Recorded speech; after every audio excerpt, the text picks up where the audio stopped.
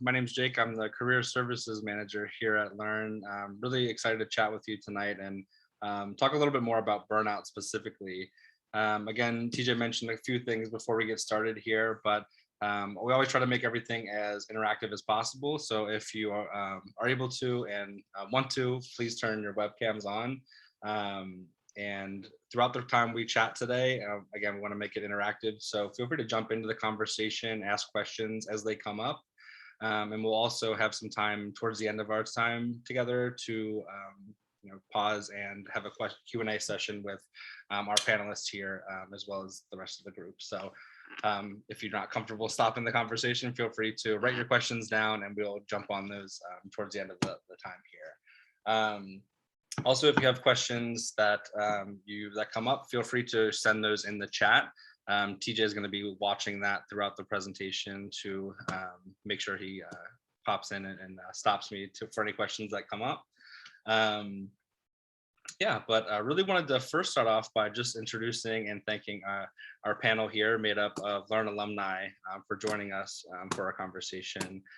So wanted to first off just pass it over to you guys to introduce yourselves, tell me a little bit more about you, specifically what class you were in and what you used to do before Learn and what you do now. So I'll turn it over to Greg first. All right. Welcome, everybody. Thank you for attending and thank you for having me be a part of this panel. I'm Greg. I was part of the Learn 2017 Echo cohort. Previously, I lived in Chicago. I worked as a junior product manager. I also worked as a sales coach at H&M, and I worked a variety of other jobs. I actually jumped around quite a bit before I came to Learn. And when I came to Learn, after that, I started working at IDW Publishing, which is a comic book publisher here in San Diego. I started off as the web developer, but as time went on, I became the product manager of the company's website and mobile app technology. Awesome. Thanks, Greg. Gina. Hi, everyone. I'm Gina, and I was part of Learn's Bravo 2019 cohort. Before coming to Learn, I started working in education, and then I moved into project management. And now I am a tech support engineer / junior engineer 1 at Sochi here in San Diego. Awesome. Thanks, Gina. Summer, how about you? Hey guys, my name's Summer. I was part of the Echo 2020 cohort at Learn. Before coming to Learn, I had a bunch of different jobs and jumped around a lot. I was in the service industry. I was a bartender for a long time. And then I got a job at a startup doing sales and cold calling all day. And then I transitioned from that into doing more marketing-based stuff and realized I really wanted to be a developer because I got to develop like some basic websites in my old job, and then made the decision to come to Learn. So yeah, thank you. Oh, and I work at Notch 8 in San Diego. Cool, thanks. Awesome. Well, thank you guys for introducing yourselves. Really want to just get the stage set here. So there's obviously been a ton of super negative things that have happened with the COVID-19 pandemic. One of the biggest things that faced our country and really probably the whole world has been how we continue to carry on with our lives from a distance. Obviously, remote work has been a larger part of the equation than ever, but along with some flexibility in how we work, people have also taken a lot of time to do some soul searching. A record number of people are becoming unemployed and have forced companies and people to kind of reprioritize things and what matters to them specifically. With this comes a ton of people just changing careers for a variety of different reasons. Burnout is not necessarily strictly just due to the COVID-19 pandemic, but something that has definitely more visible than ever now. So we brought along a few people here that are just going to tell us a little bit more about their experience and how switching careers to the tech industry helped them combat burnout in general. But really wanted to first kind of understand a little bit more about burnout itself and how you might be able to understand what that is specifically. So Would love to just kind of pose some questions to you guys, panelists, and if you want to volunteer first, feel free to just let me know, or I'll just pick people out. But for you specifically, what was the moment? I think everybody has that type of that moment or that story of when you realized you were burnt out with your career specifically.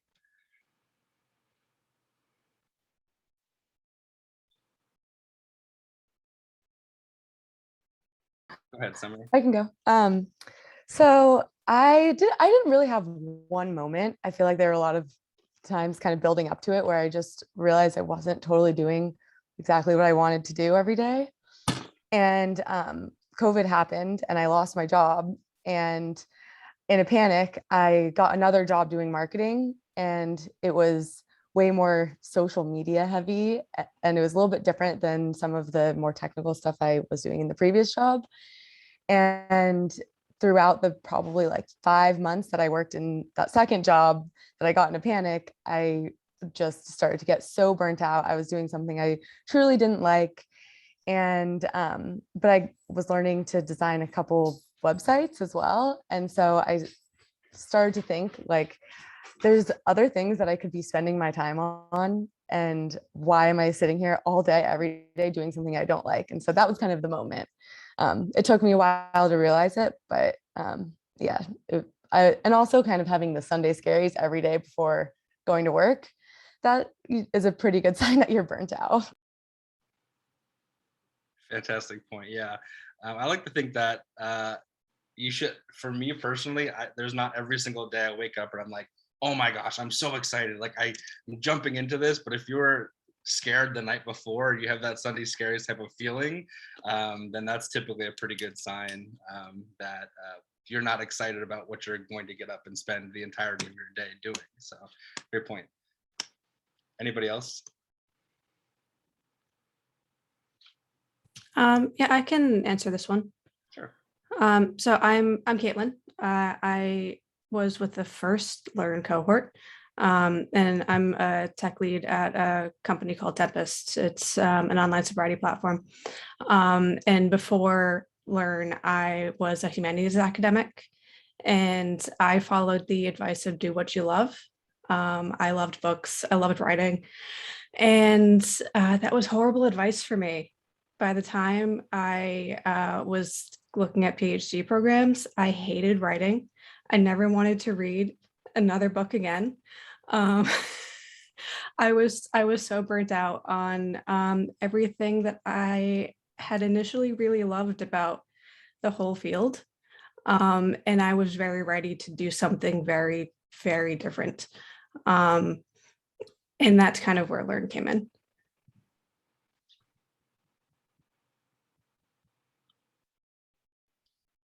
Awesome. Thanks, Caitlin. What about Greg? Yeah, for me, I think the moment that I realized I was burnt out from my job before Learn was this moment. It was a couple days before the holiday break, and I had just pitched a few marketing tactics that we could use for our website, and it got into this whole conversation about, oh, maybe we need a new website, these features can't be added, this, and that. And at that time, I had a concept of what HTML and maybe CSS was, but that was about it. Like I could write a line of HTML to make things look potentially a little bit better, but that was the extent of it. Like I could change text. That was it. So it was very frustrating to have a conversation about technology where a majority of the people weren't technical. And so after that, the team had come back with a bunch of ideas that we could use to create a new website, perhaps, or even a new landing page to make things a lot easier. And they wanted to pass the project to me. And I realized I just didn't want to do it anymore. Like this was not where I wanted to go. I didn't really want to be a marketer that was kind of just sort of messing around with HTML and CSS and JavaScript or any other functionality that was needed. I really wanted to learn more. And it was very frustrating for me not to have had the training to be able to understand how websites work in general. And so one of the things I did is a few weeks later, I just decided that was it, and I quit. And I let people know. I gave people the 2 weeks notice and everything like that, but I quit and I took 8 months off, and I slept on a friend's couch for 8 months. And so that kind of kept bills really nice and simple. And at the same time, like, I just would go to my local grocery store and get some cereal and eat that for most of the day, which is probably not the healthiest thing to do, but it was a good time to just kind of take a step back and realize that, hey, maybe there were other things that I wanted to do and other things I wanted to try. And I needed to do some research on my own time to figure out what that was. But at the same time, I also just needed to take a rest. I needed to sleep a few days. I remember the first week after I had left my job, I think I slept, a total of 10 hours each day. And it was kind of nice. It was kind of relieving just to get my footing back on. And I didn't, like, it's funny, with burnout, you kind of don't realize that you are exhausted. And you don't necessarily realize that it's happening in the moment until you take a step back and you realize, oh, wait a second, there are things that maybe I'm not feeling so good with at the moment. And it takes some time to start to realize that too. Yeah, I think that's a great point. For me personally, anytime I've experienced burnout, I haven't really noticed it until I've like gone on vacation or had like a holiday weekend, and I was like, oh, I feel really refreshed from not having worked one extra day. So little things like that are definitely good indicators. What about you, Gina? So for me, it was less about the type of work I was doing than it was the company and the environment that I was in. So I kind of realized it was a period of time that was just really difficult personally. I was in the hospital with my then boyfriend, now husband's father, who had cancer, and he passed away. And throughout that period, my company was like, when are you coming in? When are you coming back? Bombarding me with questions. And then the day after he passed, and I was texting them the whole time, in communication with them. They kind of gave me a hard time about missing that day to kind of make arrangements and support my husband and his stepmom and everything. And I just sort of realized I didn't want to be at a company like that ever again. I didn't want to work for or be in a position where I was so, I guess, just expected to be so available and didn't have any kind of boundaries, wasn't allowed to set any kind of boundaries like that for my personal life. And it still took me a few years after that to figure out how I could get out of that type of position and have a career that would allow me to set those boundaries. But yeah, so I would say definitely you can like the work that you're doing even and just realize that you need to change it up for a whole variety of reasons. Yeah, those are all great points. I think specifically, I know a couple of people tossed out just indicators that they were burnt out. I think, are there any things that you guys would mention in terms of just advice of things to look out for if somebody is like, hey, I'm not sure if I'm burnt out right now, or I don't know what burnout is. What are some things that you think they might be able to look for? Yeah, a couple of things that you might want to think about personally, or even if you're looking at your cohorts or your classmates or your coworkers too, like if normal routines start to change up drastically and you're finding yourself struggling to either get out of bed in the morning or go to bed at night because you have anxiety about the next day, I think those are pretty good indicators of burnout. At the same time, burnout could look like a lot of things. You could be, closed up and you might not want to go out and see the rest of the world. But at the same time, maybe you're trying to do a million things and you just can't stop. Like you just want to continue to do more. So it blocks some of those ideas or some of those thoughts that maybe you need to take some time to settle down with. In that kind of gets in the way too.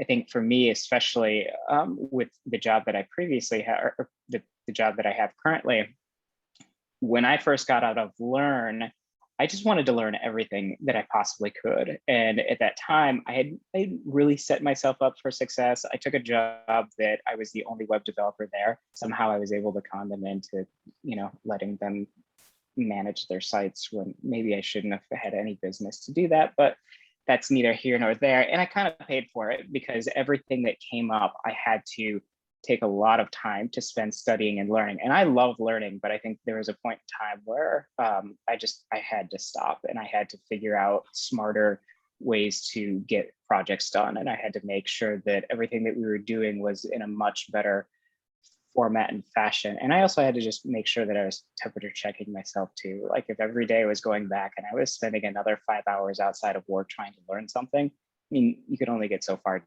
doing that. And especially when you graduate from Learn, that tendency to do that is there. So you have to find a good balance. All great points. Yep. Yeah, for me, it's a couple of things. I think what was just mentioned about routines is super important. Like what are the routines that you have that help you relax? If you're not maintaining those, maybe it's time to check in with yourself and figure out why. For me, more concretely, once I'm veering towards burnout, everything makes me annoyed. Stupid little things make me super annoyed. And it's completely illogical, but it can be something really minor. So at that point, I need to start like really paying attention. And then even more danger zone, by the time I'm catching like weird bugs and no one else is sick, it's time to take a vacation. Yeah, I would agree on the everything making you annoyed part, because this question I had a little story that I always think of because of this. When I was working in the service industry, when I was starting to get really burned out, like at the very end, I just remember being like, anytime someone asked me for even just like a side of ranch, I would be like, I want to flip this table. And that's a pretty good sign. It's like something that is totally part of your job that you used to do many, many times a day. If you then want to flip a table because of it, you're probably pretty burnt out from that job.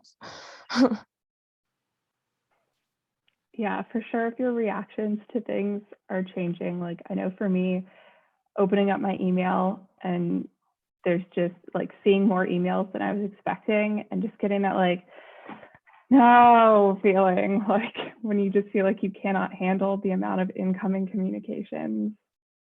That definitely is another sign. Awesome. Well, you guys obviously all transitioned to switching to a different career then, and brought you to Learn. But I guess what made you think Learn could help?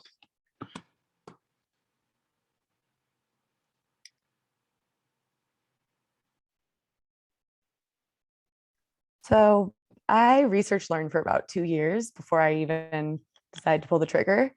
And during that time, I reached out to a bunch of Learn alumni on LinkedIn, just randomly out of the blue. And I was like, how was this boot camp? Was it worth it? Like, did you like it? Do you feel like you got a lot out of it? And every single person, and I did this with multiple boot camps too, because there's so many out there. It's really, really hard to make that decision, especially because it's a big investment. But every single person I reached out to on LinkedIn had really positive reviews. So that kind of solidified it. And it was in San Diego, so it made it super easy.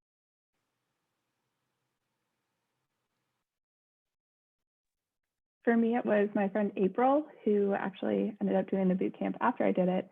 But she was friends with Chelsea, and I knew both of those wonderful women. And so it was April really, not so much pushing me, but strongly encouraging me to pursue it. And I figured, she's a really good friend. She knows me. She knows what's good for me. So if she is steering me in this direction, then it's absolutely worth pursuing.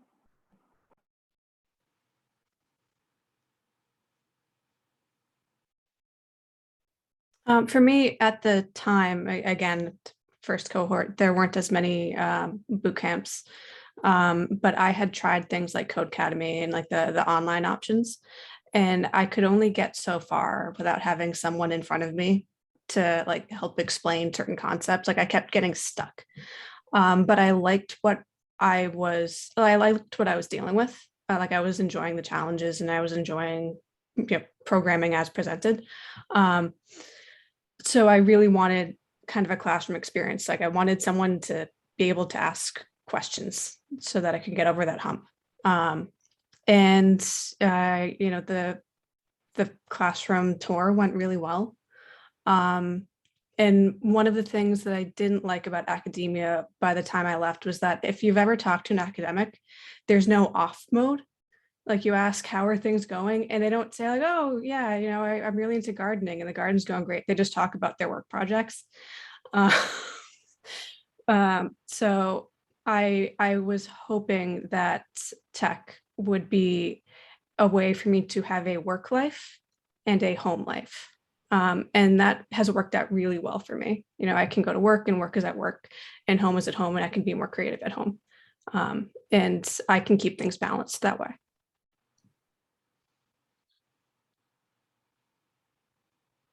Yeah, for me, I think the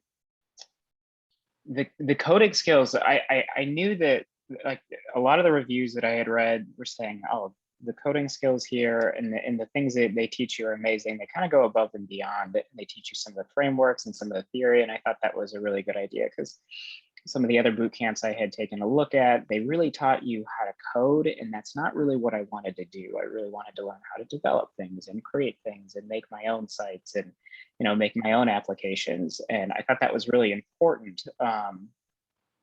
That was an important leverage that I don't think most people at the time had focused on. But then I didn't realize that Learn had brought something completely different to me that maybe I needed more than actually just learning the coding skills. And that was the frameworks to do a really good job in just whatever you were doing. So for example, simple things like going through the tomato timer and using that to program during a specific amount of time, that's something that I carry with me over and over and over again. It doesn't matter whether I'm coding or I'm doing some other kind of work.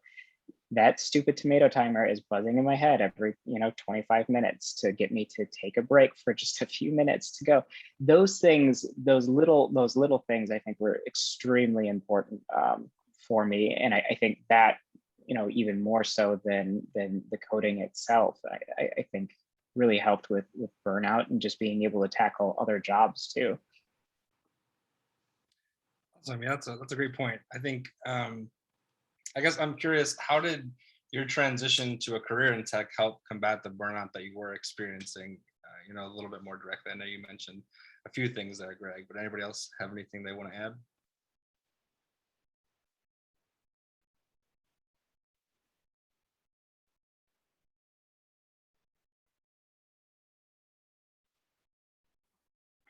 I think it allowed me to be creative again, because when I had that burnout feeling, I just wasn't as interested in the work that I was doing. It all became sort of rote, and like I was on autopilot a lot of the time.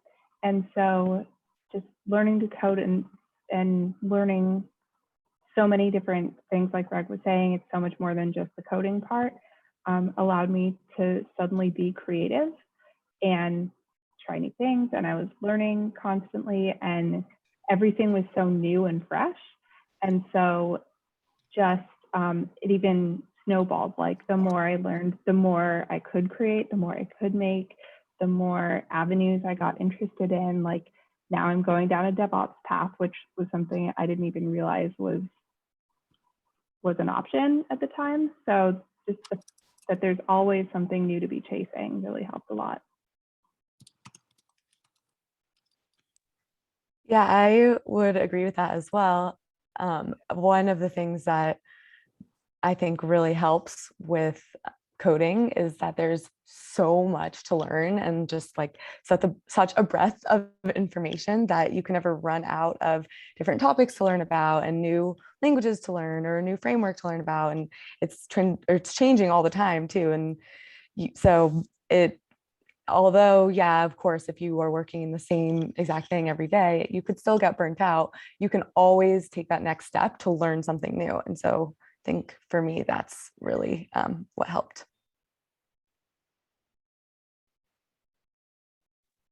Yeah, when you think about it, you're given a new set of tools, and you know, during your time at Learn, you get what you put in, right? And I think that's pretty fair to say with any program.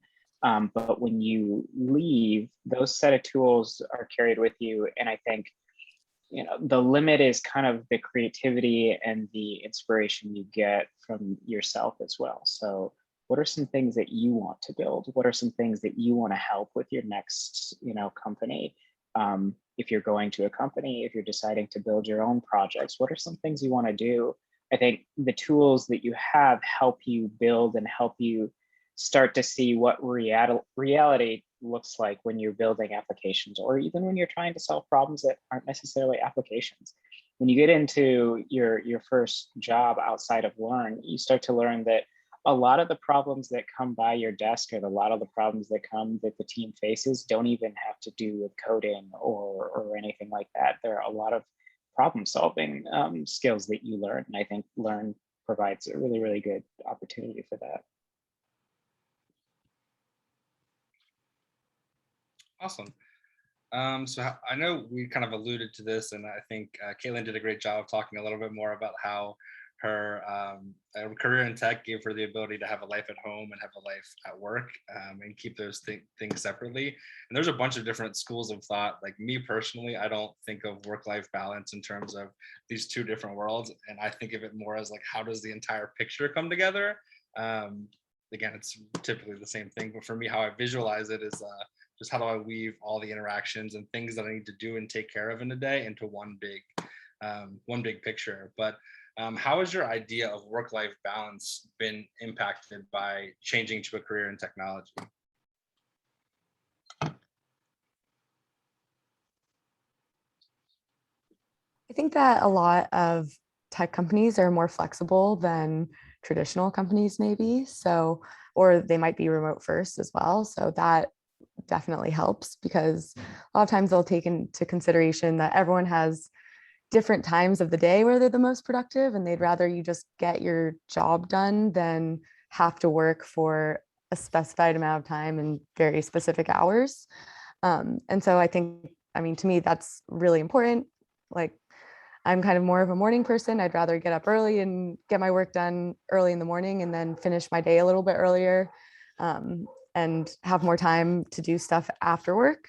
And I know that a lot of people would rather wake up later and then work. Sorry, there's dogs barking behind me and my mom yelling, but they'd rather wake up later and then be able to work later into the night. And so having that flexibility can really help. And I think that that's a big thing for work-life balance.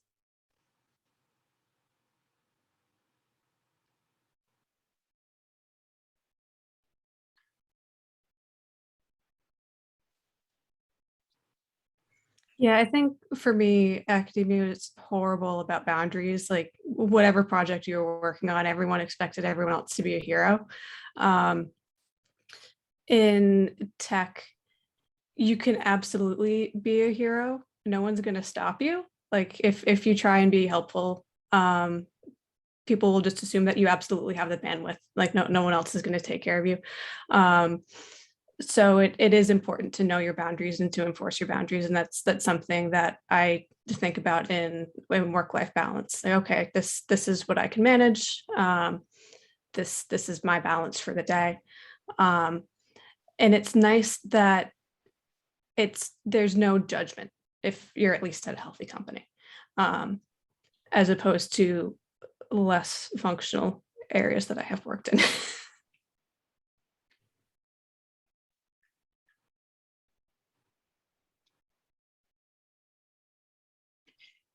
Yeah, I have to agree with all the comments having been said already, I think if you're at a good company, you do get the opportunity to choose your own schedule, and relatively speaking, and it's nice. So if you're a morning person and you want to just, have it done by 11 a.m. and you start really early, you can totally do that.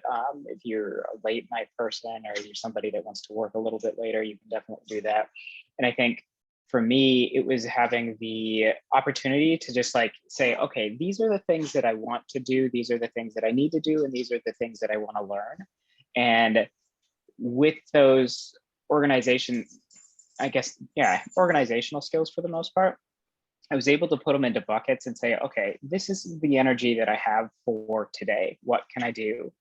Let me take care of all the things that I need to do. And then if I have extra time, can I, maybe learn something new, or can I work on a project that I really enjoy versus maybe something that I don't necessarily enjoy at work as well. So I don't know, just being able to craft your schedule based on the things that you know what to do. And, for the most part, people treating you like adults, I think kind of a nice thing. And it is very, very refreshing, especially in the tech industry. Yeah, I think what's good about that is that the tech industry isn't new to the whole remote working world and kind of the asynchronous working model. So people have been working like this for a while in the tech world.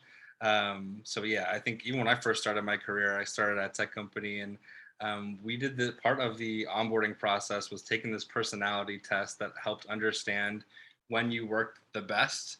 And basically it described different little characteristics that were types of animals.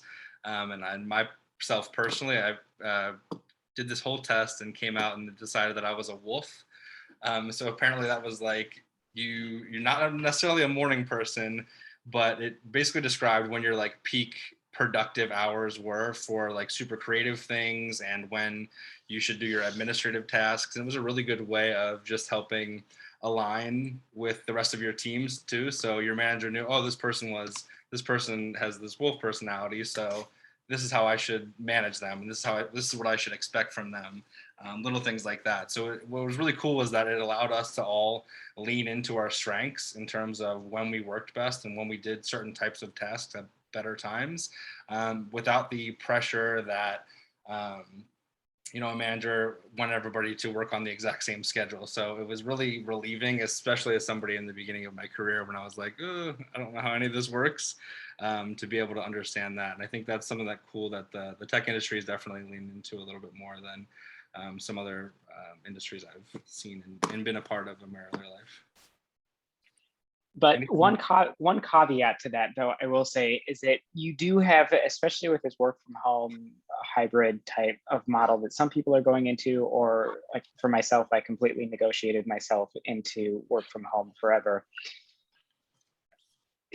The caveat to that is that your lines start to get blurred between what is work-life balance. So for example, right now, I just stopped working before we were doing this, and I'm sitting in the kitchen right now. Like right next to me is the oven, and right next to me is the window, and like my computer is on the kitchen table. So in terms of work-life balance, it's blending a lot more, and I'm running into the issue where maybe sometimes I'm working a little bit too much, or I'm trying to solve a problem or do something way longer than I should probably be doing for that day. And I need to be more comfortable with just letting things go the next day, or finding some sort of ritual or something like that that says, okay, now is the stopping time. Now it's time to go do something else, or just get my mind away from it, or my mind away from like the physical space as well. Because I really do think that like if you're in the same space all the time, you just go nuts. But if you remove yourself from that physical space, like it's a lot easier to switch your brain off and you're doing something else. It's kind of like the shiny squirrel or the shiny object syndrome. Yeah, I think the rituals with that is key too, and understanding a little bit more about your environment, kind of figuring that out too, and keeping an open mind when you do that stuff as well too. So like for me personally, when I get to do stuff like 9 to 11 p.m. at night, it's typically stuff that isn't necessary for me to do at work, but it's something that I want to try out or something I want to build, and really takes all my creative power that isn't necessarily something I need to do, but I want to do, type of thing. So it's definitely through trial and error you kind of figure those things out about yourself too. Yeah, like I'm a huge believer in the ritual. Like I have a home office with a door, which was like life changing. But if I go into that home office on the weekend, I get like the stress level immediately creeps back up. So it makes a difference. But even then, like when my workday ends, I go out, I close the door, and I light a candle, and the candle means the workday is over. It's silly and it's stupid, but it helps. Like that's the switch. Whatever works. Awesome. Yeah, I would say for me, it's not even so much like a daily thing, because you could argue that my work-life balance is worse now because I'm early in my career and everything. So I feel like I have to do a lot of studying after work, after hours, and a lot of practicing, building my portfolio, things like that. So, side projects, it's not for my job, but it's, work, I guess. However, for me, it's more having the ability to put work second when I need to, when my family needs me, when when something else is going on, and knowing that my company is supportive of that and that they give me that kind of flexibility to set those boundaries, and that's what that balance means to me. Awesome. So obviously, you guys, we've all dealt with burnout specifically, but what are some of the things you can do to prevent getting to a place where you are burnt out?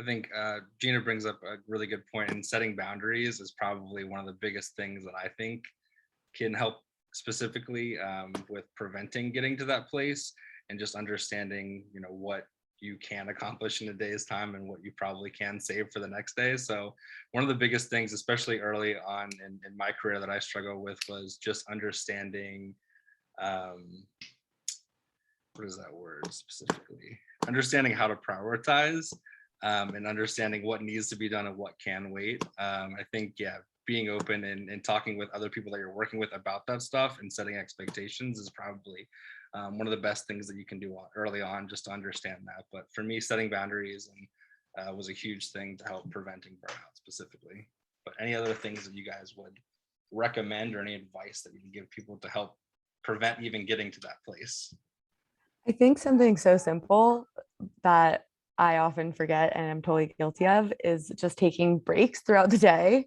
And Learn really kind of reminded me that I needed to do that, because during Learn, I think you take a break every hour, maybe every hour and a half. And that was definitely a change from my previous career, because I would sit there working just so stressed out all day, staring at the screen and barely ever take a break. So it's important. And my old boss, she was actually really cool, even though I did get burned out from that job, she did this thing called the Pomodoro Method. And it's you can have like a little timer or something, to set a timer on your phone and maybe work for 20 minutes or 30 minutes or an hour. And that you have a specific task in mind that you want to get done in that amount of time. And then after that, you get to take a break. And so that also has really helped me, just because you kind of are motivating yourself by like working against the clock, and it makes you a little bit more productive as well. So.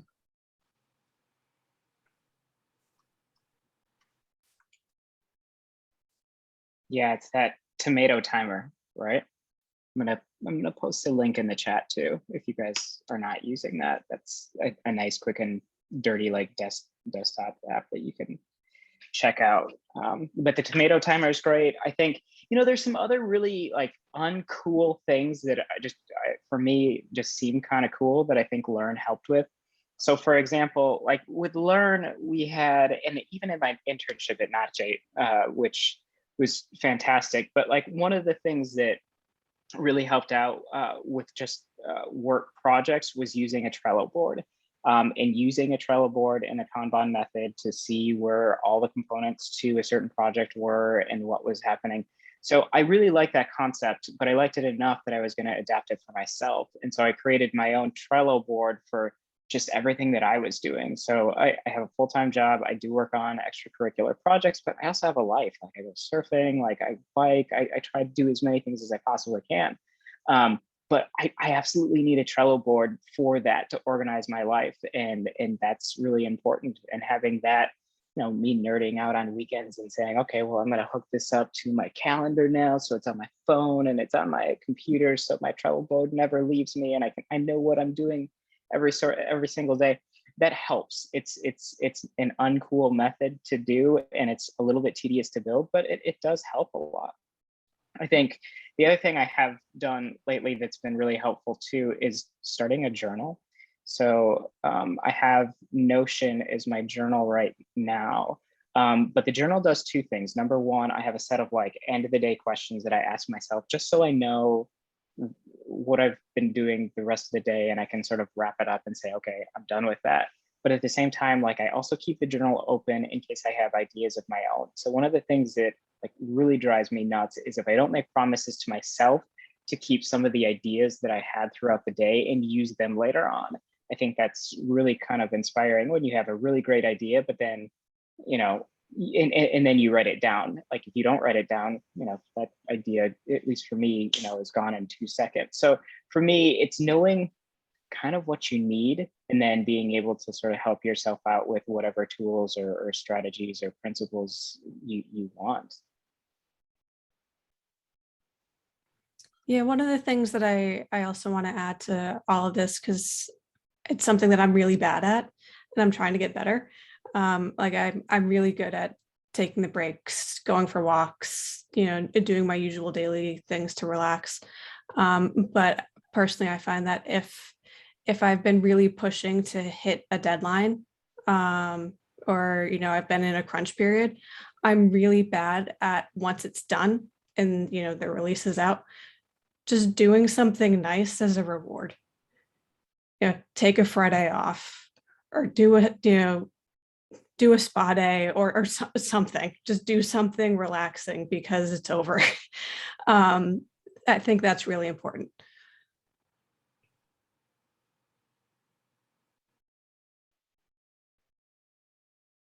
Say not getting too invested in outcomes as well, but appreciating the whole journey, because at Learn especially, and then also right after, just when you're learning so much, there's, you're banging your head against the wall, you can't figure out the problem, it's driving you crazy, and there's that low of like, I can't get this, I'm never going to get this, followed by you getting it, and it's that super high of like, yes, I'm a god, I'm a hacker god, and then the very next line of code fails and you're like, wait, what? And then you go down again. So just understanding, like watching the entire journey, knowing it's going up and down. And because even though you have those highs bringing you back up, just the discrepancy is just exhausting after a while. So finding an even keel is super tough, but that helps a lot. I think that's a quote we should hold on to, Sarah and TJ, and working with students. I'm a hacker god. That's awesome. One other thing I'd like to add that I didn't add in the beginning. If you're working in a company where you have a manager, absolutely try to keep an open dialogue as much as you possibly can with your manager. Let your manager know how you're doing. If they need to play interference and say, hey, I've got too much on my plate, they can do that. If you're burnt out, just let them know and let them take days off. So for example, 2020 was not the easiest for everybody. And especially, I had one coworker who came to me and it was just kind of like, the life is basically falling apart, like right before her eyes. And she needed time off. And so we had to work as hard as possible to make that time off. To get her to take that time off, because we didn't want her to feel guilty when she took the time off. Like a lot of people sort of feel guilty when they take time off, And when they get back, they seem to have like a ton of emails. And so then they feel guilty about taking the time off, and they don't want to take time off later on. So what we wanted to do is we wanted to make sure that we were just making sure that she had the tools in place to take the time off and not feel bad for doing it, and then not feel like she had to rush back in at any point in time. Like, I think if you find companies that are like that, and you find managers that are like that, hold on to them, because that's a really useful tool. That's a great point. Awesome. So you guys obviously took a big jump in joining Learn and changing your career to a career in coding. I think a lot of people get super intimidated by it and think that when you start a program like Learn, you're starting from scratch. I don't think that's true at all. Part of that is just understanding a lot about the skills from your previous life and your previous career that that you can help build on specifically to build a career in tech. So from your perspective, what skills from your previous career, industries, whatever it might be, came in handy when trying to learn to code?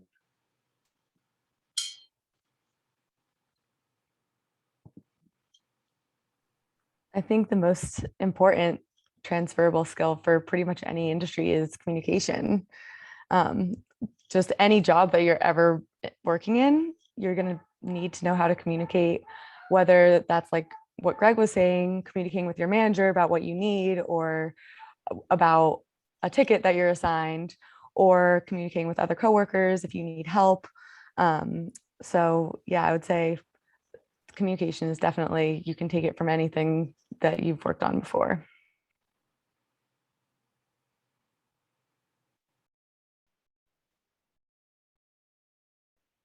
And then problem solving under pressure. At Learn, we put a lot of pressure on ourselves to finish those projects. I think that's good practice for managing your expectations on what you can and can't get done. But I think it's a really useful skill to have.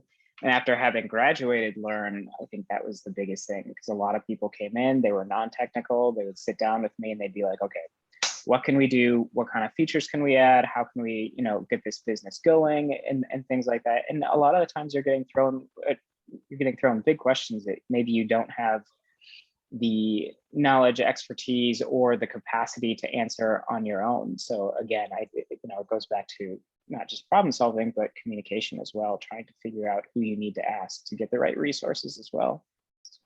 Two really important things.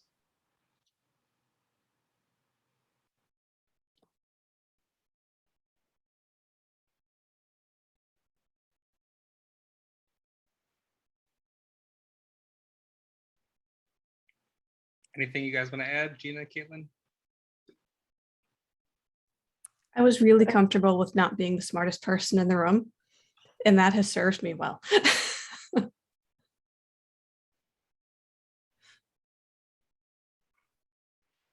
Yeah, I think that's a good one. I definitely had much that same experience in grad school. I got my master's in English when I thought I was going to be an English professor.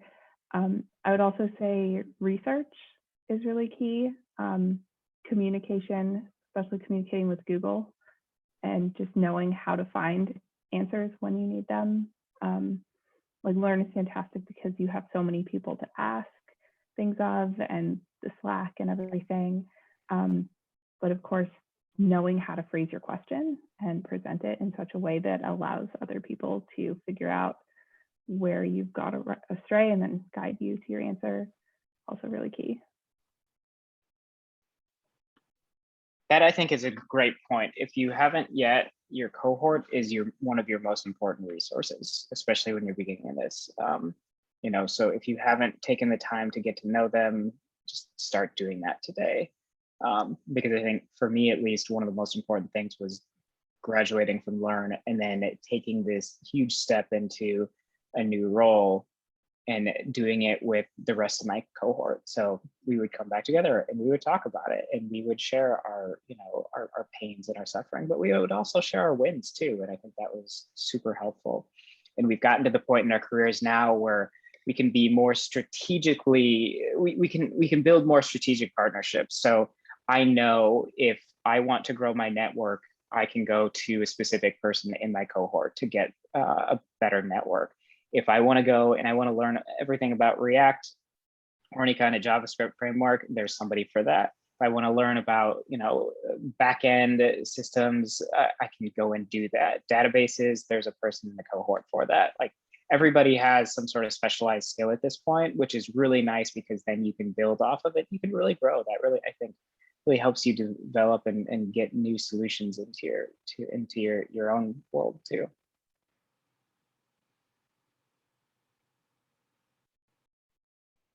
Awesome. One of the things I see from a lot of other people also is just being comfortable going into a room or a situation or a project and not necessarily knowing anything about what's going on, but being a sponge and trying to take in as much information as you can from every interaction that you can. So every meeting that you have with people, whether it's in the classroom or outside of, I think getting what you can out of that communication, I think that's something that's helped serve me in my career for sure, is just whether or not you're the most prepared person in the room or the expert that's speaking, or if you're very similar, if like I've been on a bunch of different events like this where I might not necessarily know exactly what's going on, but I make it my personal goal to go in there and take something away from it and learn something. So I think Learn is actually a great place to also cultivate the understanding of how to learn things effectively too. I think I talk about that all the time, especially in professional development week with the students too, is understanding how to learn is part of the puzzle here too. Awesome. Any final bits of advice or anything you guys wanted to chat about before I turn it over to the audience for questions?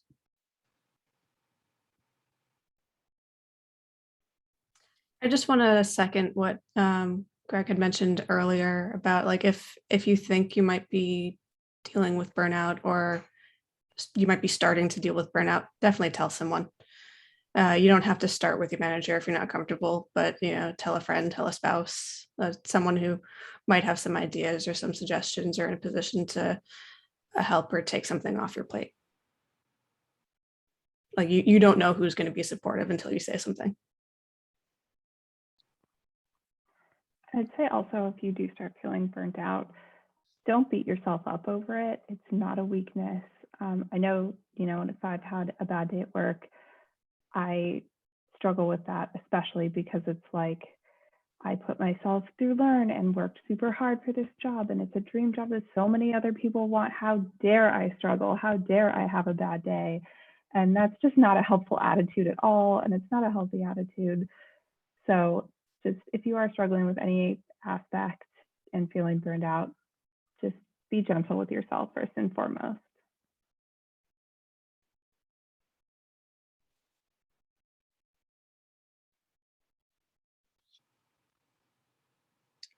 All right, awesome. Well, thank you guys for chatting. Wanted to now just take a time to turn it over to the audience here for anybody who has questions for our panelists.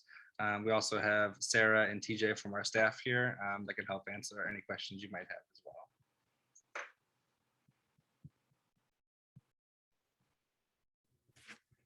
Do actually have a small question. I know y'all talked about noticing burnout within yourselves. If you notice burnout with someone else though, what are like some things you can do? I'm not the most confrontational person, so I don't really like know how to deal with people sometimes. But like, what would you recommend maybe doing if you notice somebody's like getting to that point where they're just literally coming somewhere always tired or something like that, and you can see that like those things are starting to happen?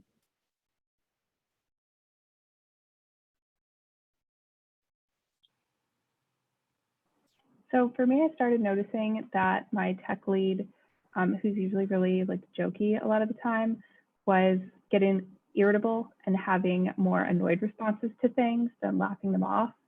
And so I just tried to pick up the mantle for him, and I would make the joke when something went drastically wrong or someone was giving us a hard time about something, and just kind of give him that space to feel irritable without feeling like he had to force anything for the rest of the team.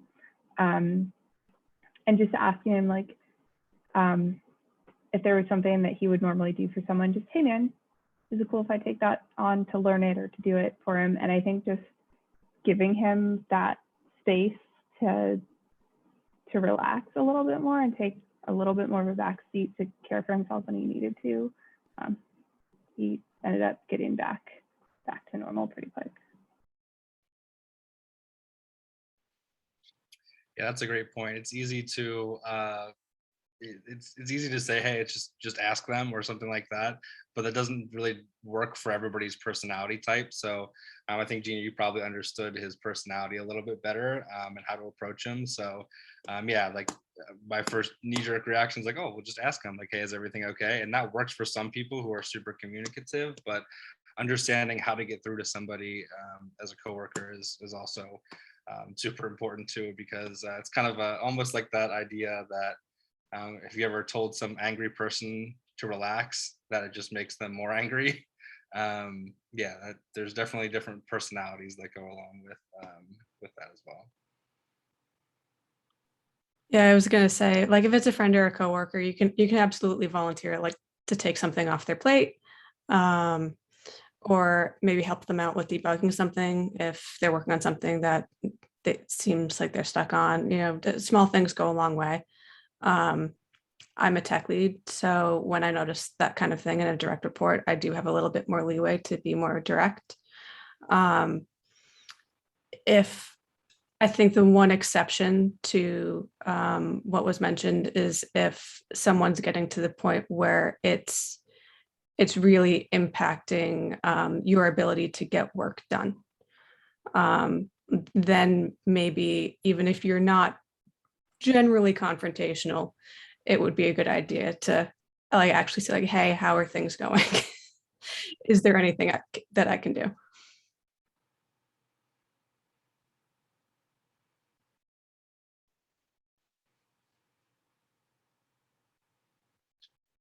Yeah, I really think it is just reading who it is, because I think everybody sort of deals with burnout in their own way. So some of the people that I've worked with, I've been fortunate enough to be able to have a dialogue with them, but that's not always going to work for everybody either.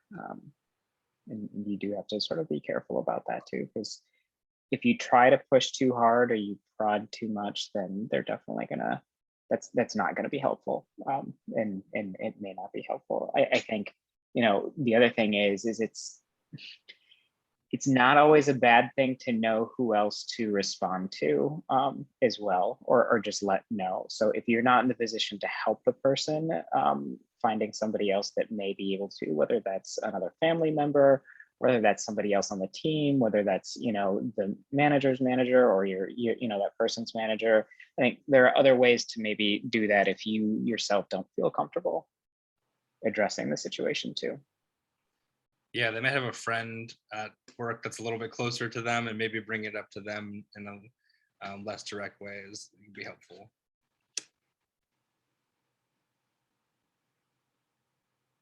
It's a great question though, Trey.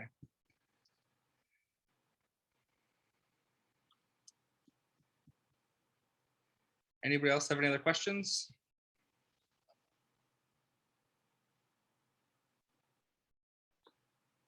I've got one. What do you guys do to, like, in your personal time to avoid, you know, kind of burning out? I know some of you mentioned, like, you have some personal hobbies. Like, what do you, are there any personal hobbies or, you know, specific tasks that you do to help you relax and maybe avoid burnout?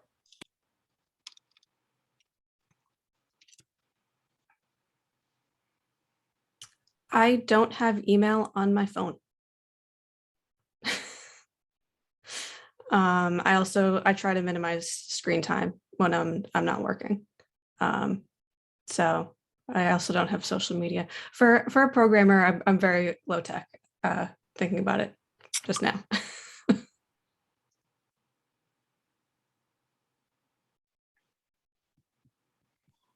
say my two biggest things are video games and just some form of exercise, whether it's like just taking a walk outside and getting some air, or actually going to the gym, just kind of moving, doing something totally and completely different than coding, away from a screen.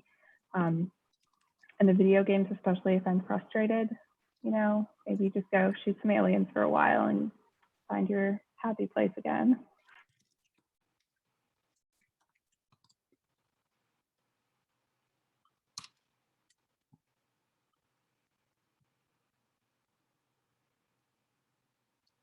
Yeah, I will. I mean, surf. I don't live too far from the beach, so that's always a nice thing to do. Ride my bike all of the time. Like being outdoors a lot as much as possible. I like reading new books, and then a lot of times I'll just try to learn something new that has nothing to do with technology, or something that I've never done before. So, for example, a couple of weeks ago, I got myself a drum pad, and I'm going to teach myself how to play the drums. So hopefully my apartment, the people in my apartment don't hate me too much, but like, yeah, that's just something different and interesting that I always wanted to try.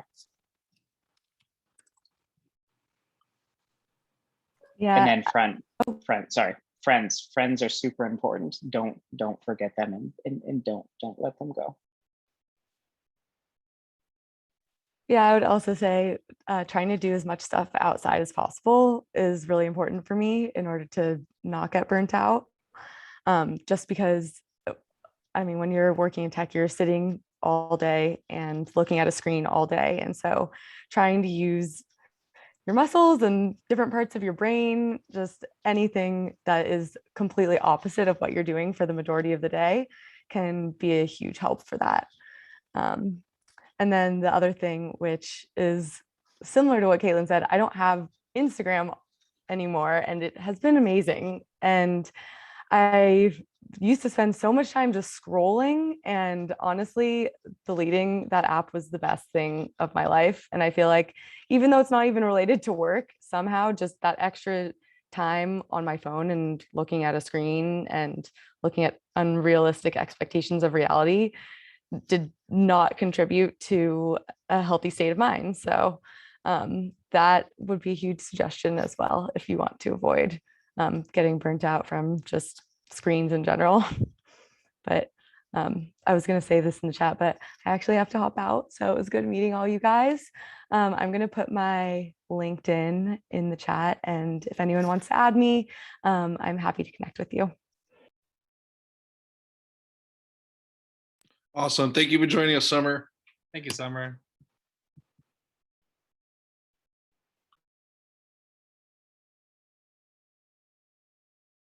Sorry, just muted myself again. All right, so we had a question in the chat here from Shannon. Along the lines of personal time, does anyone else have any other rituals they do to maintain their mental health or relax?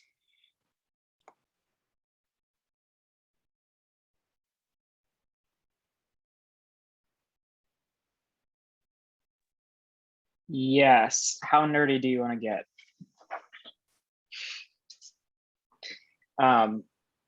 Very, very simple. Okay, 110% nerdy. All right, we can do that.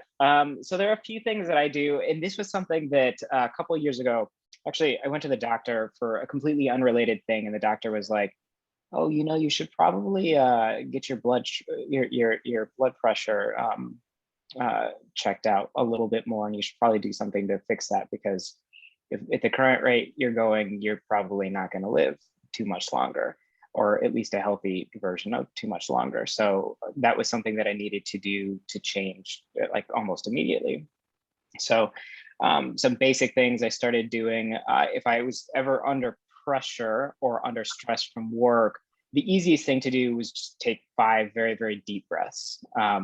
Just breathing and trying to get away from my computer, take 5 deep breaths, make them as slow as I possibly can. And that, you know, quick and dirty really helped me out. But from there, it was all about optimization after a while. So for me, was trying to figure out what the heck was making me stressed in the first place beyond just work.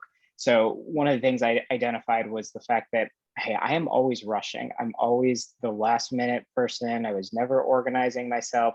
I never just took 10 minutes to sit there and plan out what I was going to do next. I was just doing it. And it was very, very basic things like, oh, I was sleeping past my alarm 10 minutes. And that made me, you know, 10 minutes later than I had wanted to get up, get ready for work. I probably wasn't eating breakfast at that time.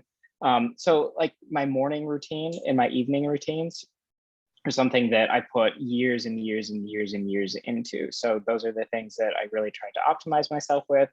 And then even there, it was sometimes it was the types of foods I was eating. trying to find ways to just cut out soda in general, and add it in with, other types of caffeine that made it a little bit easier for me to maintain the rest of my day. So for me, it's green tea, lion's mane mushrooms, and then a variety of different like other micronutrients and stuff like that that just help me relax, help me calm, and help me stay a little bit more focused throughout the day. Whether or not those actually scientifically work is maybe up for debate, but in my head they're working. So yeah, and honestly, it really did help. A lot of those things started to add up, and going to the doctor's visits, I don't feel like I'm going to die anymore. So that's always a nice thing too.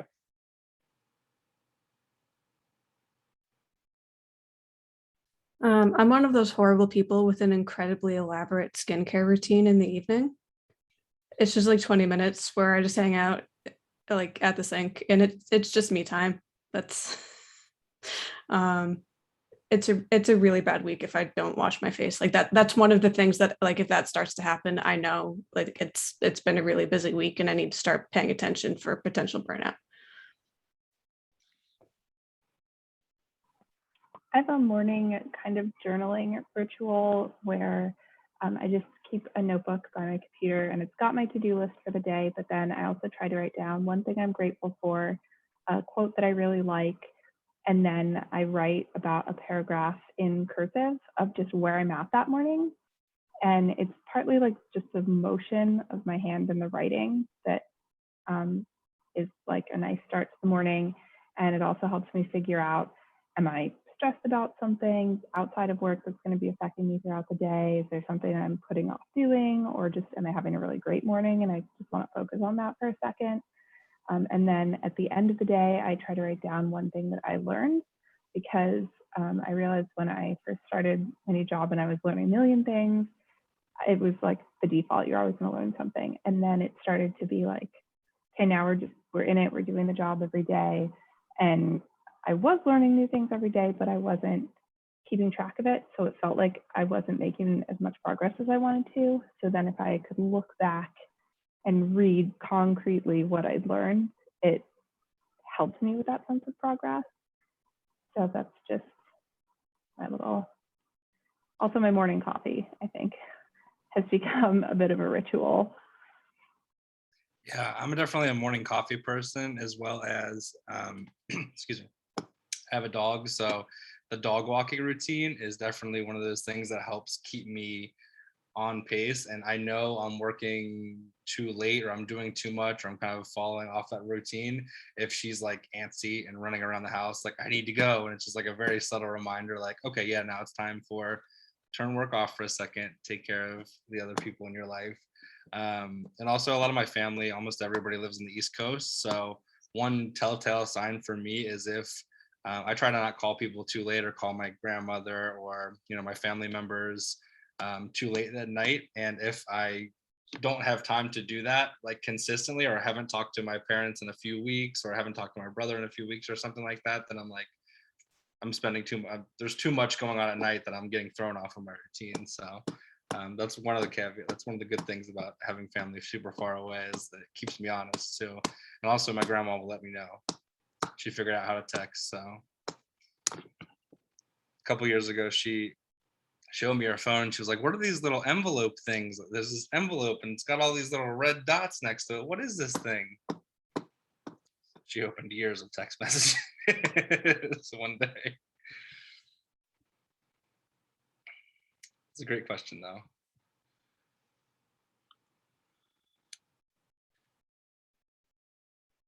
Oh, detailed routine, nice.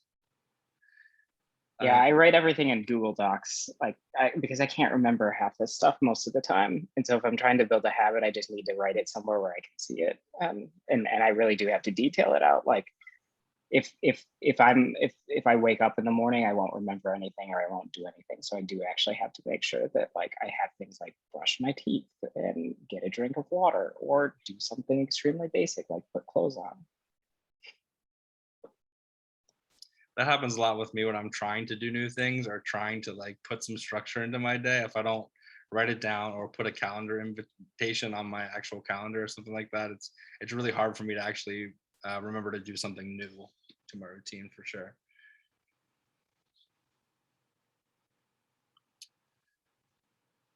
Awesome. Any other questions for the panel and I?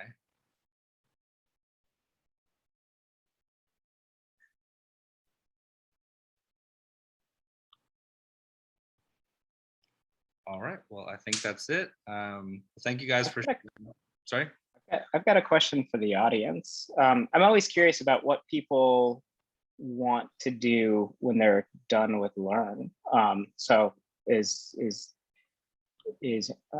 prospects, what are your interests, or what are your goals?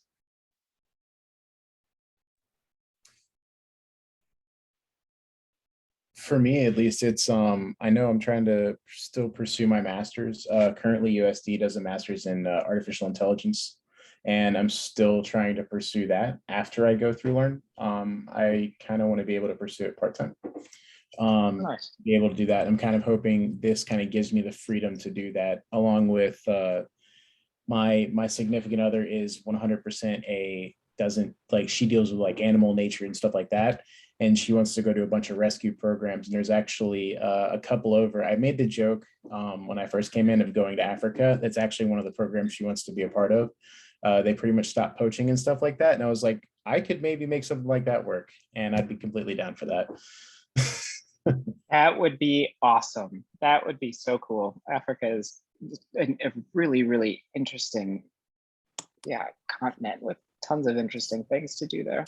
It's definitely one of the few places I've been really excited to go to. I'm definitely a nature person. I don't mind shutting everything off and just going away for 2 or 3 weeks and being in nature. It's awesome. And that was also one of my dreams. I want to go there. I want to go to a couple other places, but definitely Africa. It's so cool. That's super cool. Yeah. I think for me, after Learn, one, I also went to USD, so I think that's kind of cool.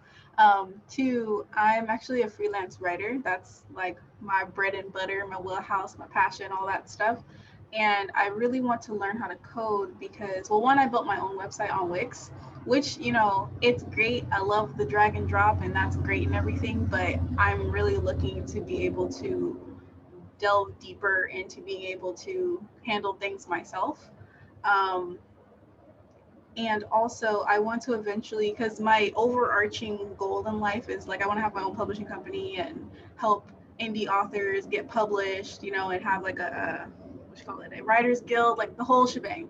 And one of the things I want to be able to do is build landing pages for the people I help, for people who have books or they're just getting started, they don't know how to do things. And so I've built blogs and stuff like that for clients, and I do enjoy that. I feel like being able to learn more about coding would be able to would make me better able to address all their needs in a website and a blog, because like right now it's just like, I think it looks good, but relatively speaking it's a little basic, but I think it looks good and they think it looks good, so that's all that matters. But like for me personally, I want to be able to be like, yeah, you see that site, it's amazing, I did that little spinny thing, I made it spin. Like that's how I'm trying to be. No, definitely. And that's really cool. I think especially creative individuals, like they need all the help they can get. As a creative individual, you're kind of taxed after you're doing your creative section. Like you're writing music, if you're an artist of some sort, or a visual artist of some sort, like you don't have a lot of the time out of your day to learn how to run the business and also learn how to do the technology focus for that. So I think coming in with a creative mind and a creative focus, and then being able to help other creatives as well, I think that's a really, really interesting way to go. And I think there are a lot of really cool avenues that you could potentially take up too.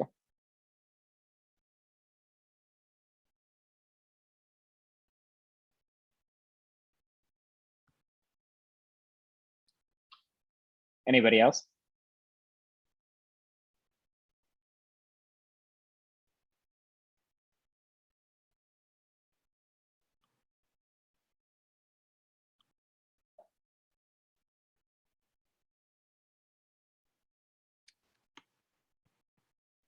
That was a great question. Thanks, Greg.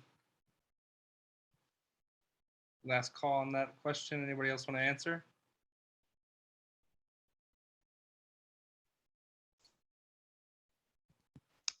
So I come from a engineering background, and I wanted to. Is my camera working? Oh. Yep, it's working. Okay, cool. And I wanted to basically kind of use my background to pivot into something more related to programming. And I thought web development might be pretty suitable. I feel like in a lot of tech companies I've worked at, it's shocking, but the web development side seems kind of lacking. So I want to see if I can use my background to kind of maybe make apps that might be more functional than what I've seen in the past. So, yeah. Is this a full stack cohort?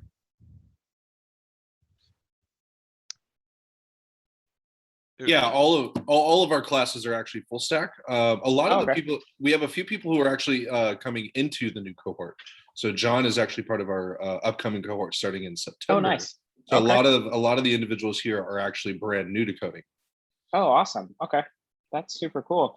Yeah, John, I think like Learn, especially like it's funny because some boot camps will give you just the front end. So for example, right now I'm mentoring somebody that's just doing the front end of the different boot camp, and they have specific ideas on what they'd like to do, but you're kind of limited to what you're doing to maybe only front end web development. With Learn, it was really interesting because not only did you learn part of the front end, but you also learned the tools and the tricks for the back end as well. And I think when you merge those two together, you really start to see bits and pieces of projects as a whole. And I think to build stronger applications, I mean, a lot of it sometimes comes down to communication and just being able to see the whole picture and understanding why you're building for something, and especially if it relates to another component or if the entire application doesn't even have a front end at all.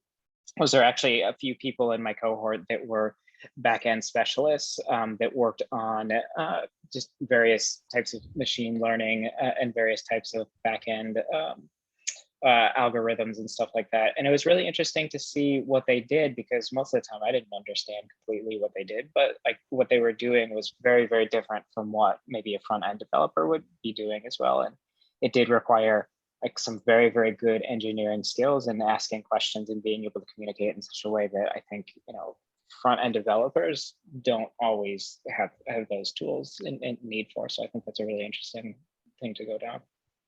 Yeah. Yeah, I think it's a good way to pivot. Based on what my friends have told me, it's a good career path. I have a friend who had a physics degree and he did the same thing, and yeah, he seems like he enjoys it a lot. Awesome, that's cool.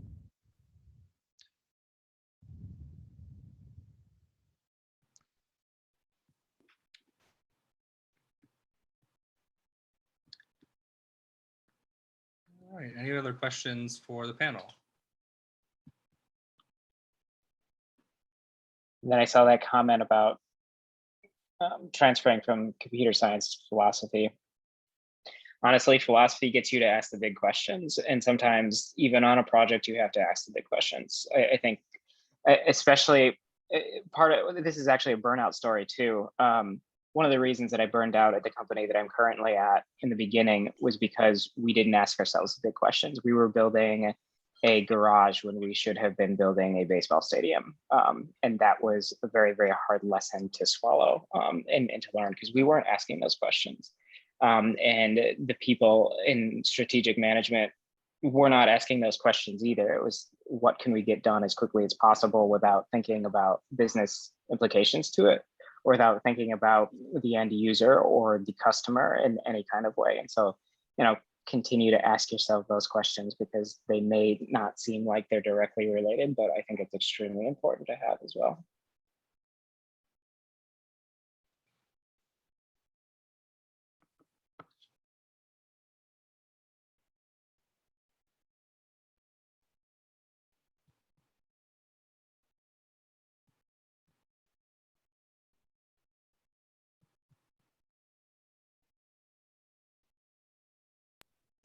on that, I think that is exactly why I like philosophy so much, is literally just because it was the big questions. And I feel like with computer science, like it's I initially looked at it like, oh, this is like a big robot thing. And in fact, it's just like an extension of like,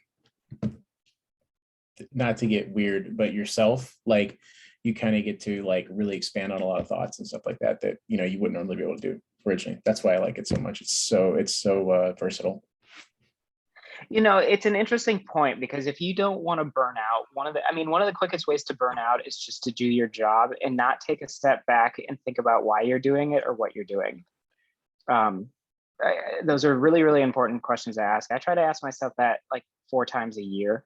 And especially if you're working on a project that requires a lot of just small question answering, very, very code intensive projects that have a lot of bugs, it's easy to kind of miss the big picture. And so when you pick your head up and you start asking those questions, it always, at least for me, lends some good advice. And I think your cohort and your instructors at Learn and the people in the greater network too, I think should be able to lend a hand in answering some of those questions as well. I think it's really important. And I always like doing these panels too, because I love like meeting other people that went through this program as well. And then selfishly, I try to see how I can help them out so that eventually they can help me out too.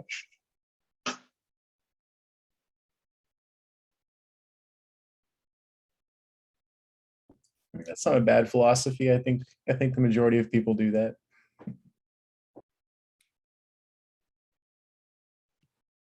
Whether it's conscious or not, probably happens.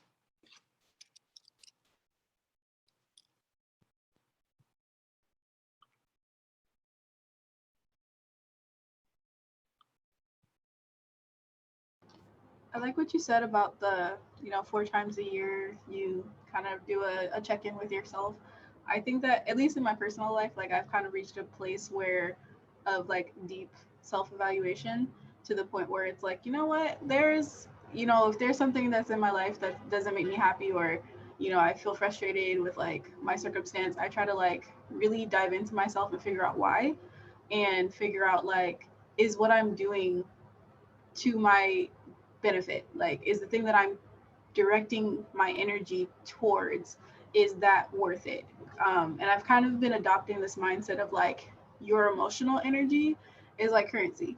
You can run out of it, you can do things to cultivate more of it, but you're gonna have a finite amount, and it's like, what are you going to be investing your emotional energy in? Is it gonna have, are there gonna be returns on investment? Like, and so I feel like one of the reasons why I'm so interested in coding is because I'm the type of person where I can get like very passionate about anything. Like I've had a variety of day jobs because writing has always been the thing, but bills stop, still got to get paid. So I've always had the day job side of things. And, I worked at a hotel for 4 years and I was like, yeah, hotel work. And I'm just like, what am I doing here? Like, this has nothing to do with writing. Like, this is not helping. I'm just spending this money, this energy money in a place that I don't really, it's like casino, you know what I mean? Just throwing it away. And so, for me, I've been wanting to dive more into coding because it's like, that is something, because I did one of the boot camps a couple of months ago, and I was like, yes, everything about this, the team aspect, I can just type some stuff and then stuff appears on a page. It just seems like it's so magical to me. Like everything about it is great. And so it's like, I feel like me personally, that's more of an investment in my energy. And I've always felt like wealthy in that sense. Like I have a lot of emotional energy to give, but it's more so like, okay, and I also have to, I like those check-ins where it's like, am I on the right path? Like, am I going in the direction, is my life in the trajectory that I want it to be? I feel like those are really, really important, big questions. Talk about big questions, having that about yourself, I think is really, really important too.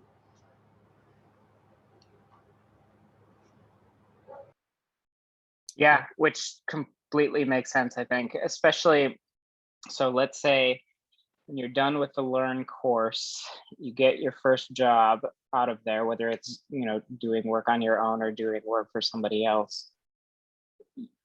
you are going to want to do more learning. Like there will be learning outside of your day job, 100%.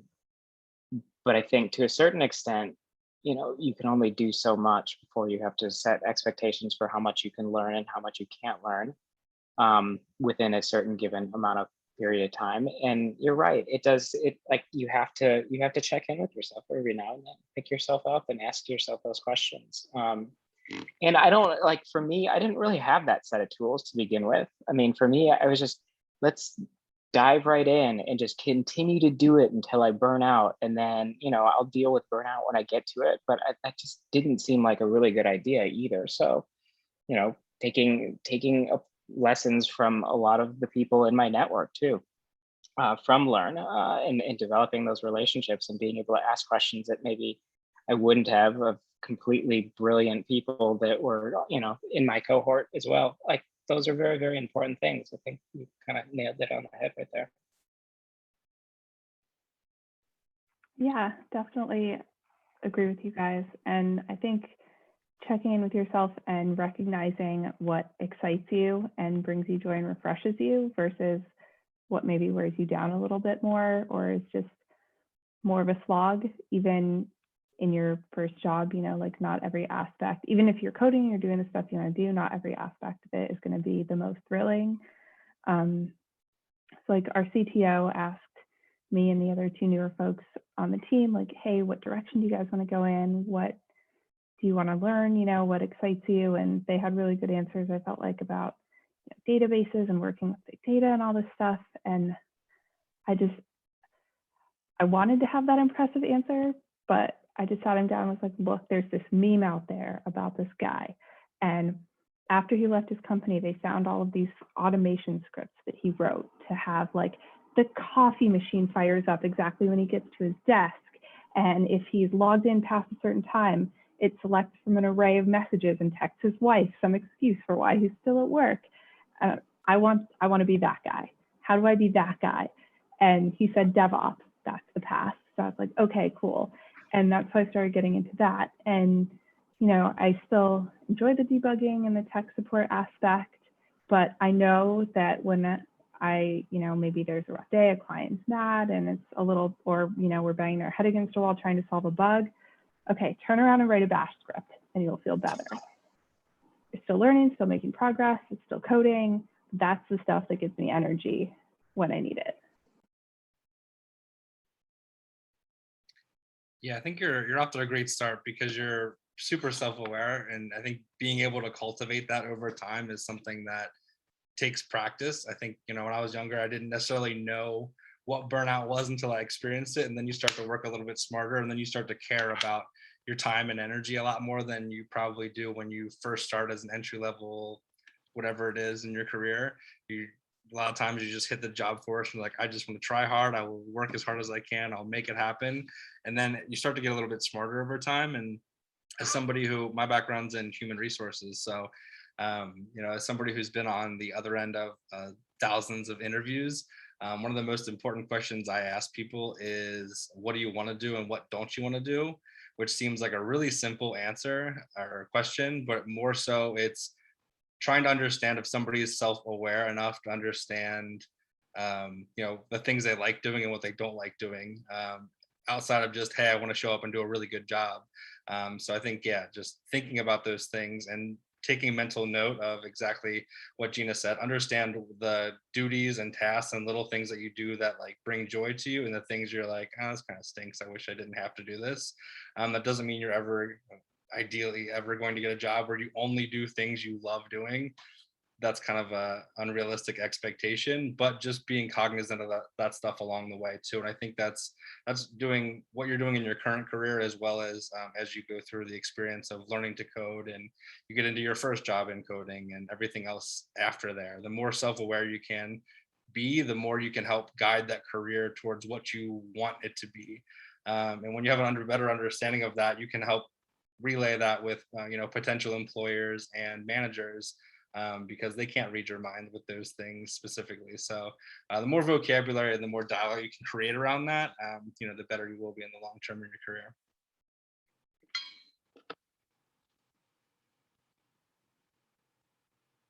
I think Caitlin mentioned this earlier as well, is you're not always going to have a job that you really enjoy doing. There are going to be weeks upon weeks where development work is a slog. Even if you're working for, somebody on your own time, yeah, you can set your hours. That's great. A lot of times you end up just blowing past those hours anyway because you're overworking yourself.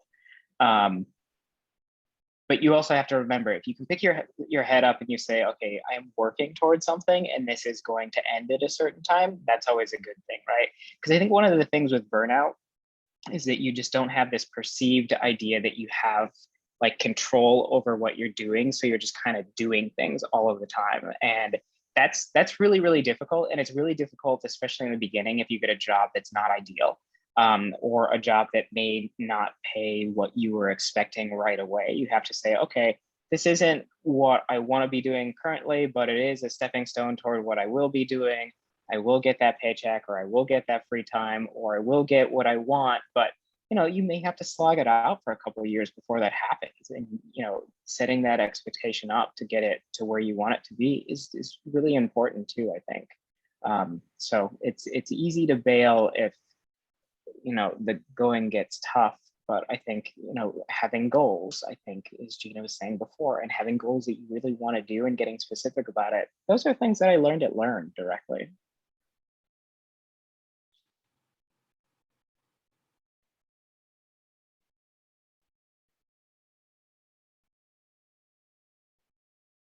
Yeah, goal setting is a really good point, I think, about that as well, because I think you have to be realistic and real with yourself about what you want those goals to be. A lot of times people get into these meetings with their management team or whoever it might be, and I think the tendency is to tell people what they want to hear in terms of those goals, or how do those goals relate to the company mission. And while all those things should be connected, there should be some things that you want personally, and the more you're able to verbalize that with people, the more they're going to want to work with you on that stuff as well. I don't think anybody wants to see anybody on their team constantly doing things that they don't like to do. But again, if they have to pull that stuff out of you, then it's harder for them to put you on projects and give you duties that you like doing without verbalizing that to them specifically. Yeah, I remember like when I was more of an individual contributor, I was always very nervous to tell my tech leads that I didn't like doing a certain kind of work. It felt very risky. Now I love it when my engineers tell me that they don't like doing something, because that means that I can do something about it. Like, okay, I might not be able to make sure that you never do this work, but we can definitely do something to get less of it on your plate. Like we can address the situation. So if you're ever in a situation where like that there's a certain kind of work that is just not doing it for you, say something. You might only be quote unquote just a junior engineer, but they don't want to lose you. Like give them the power to help you. Yeah, that, and they know you're going to do better work on the things that you're passionate about and engaged in than the things you don't like doing. It's human nature to not be the best at the things that you don't necessarily care to do, as opposed to the things you're super passionate about, where you'll go above and beyond. And I think good managers are people who recognize that in the people on their team and push them towards that, as opposed to pull them away from it.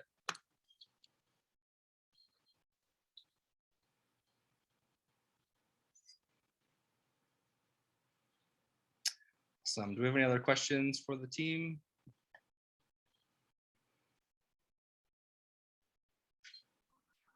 This part is mostly just like a cheat code for Shannon, but I too I'm a writer, love freelance and everything like that.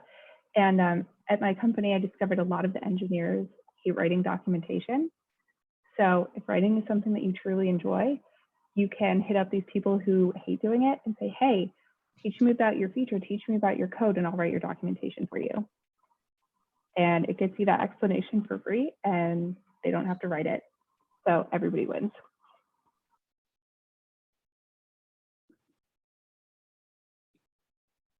Yeah, that's an awesome idea, I think.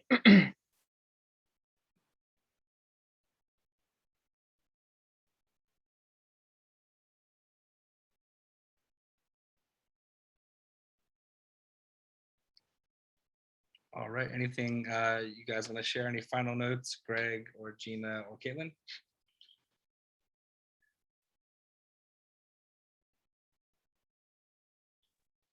I'm trying to think of something that doesn't sound so Disney.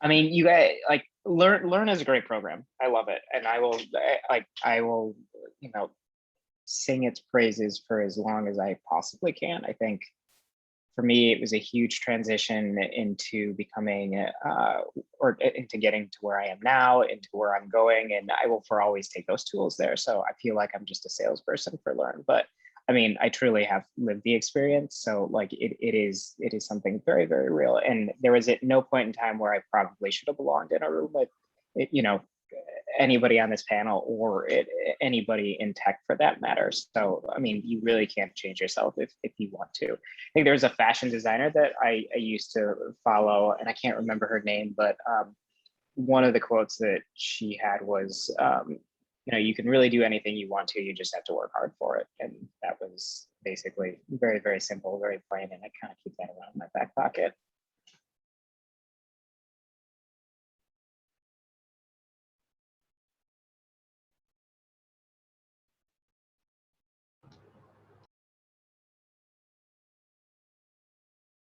All right, any other questions or comments?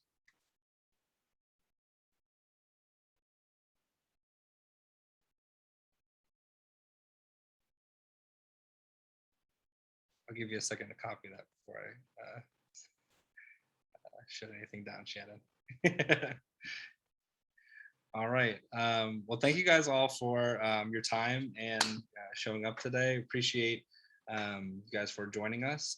Again, it looks like people are dropping their LinkedIn links in there, so feel free to connect with the panelists here. And if you have any questions, message the team here. But again, thank you guys for joining